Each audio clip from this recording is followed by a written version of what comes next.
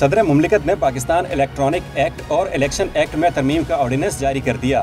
Electronic act ترمیمی ordinance میں ترمیم کے بعد فرد کے تشخص کے خلاف حملے کی صورت میں قید 3 سال سے بڑھا کر 5 سال کر دی گئی۔ فرد کے تشخص کے خلاف حملے کے جرم کو قابل دست اندازی قرار دے دیا گیا۔ جعلی خبر دینے کا جرم قابل دست اندازی اور ناقابل ضمانت ہوگا۔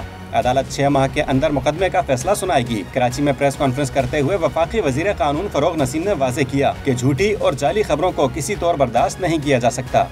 آپ کریں، تنقید کریں، وتھ ڈیو رسپیکٹ ضرور کریں، لیکن فیک نیوز نہیں۔ مطلب کوئی چیز ہے نہیں، آپ زبردستی فیک نیوز بنا دیں۔ حکم نامے کے مطابق ہر ہائی کورٹ کا چیف جسٹس ایک جج اور افسران کو ایسے مقدمات کے لیے نامزد کرے گا۔ وفاقی اور صوبائی حکومتوں سمیت افسران کو رکاوٹیں دور کرنے کا کہا جائے گا۔ فروغ نسیم نے واضح کیا کہ قانون کے تحت متعلقہ مقدمات کا فیصلہ 6 ماہ کے اندر کیا جائے گا۔ اگر 6 مہینے کے اندر یہ ٹرائل کنکلوڈ نہیں ہوتا، ریلیونٹ ہائی کورٹ ہے، وہ پھر پوچھے گی ریلیونٹ جج سے کہ آپ نے 6 مہینے کے اندر ٹرائل کیوں نہیں ختم کیا۔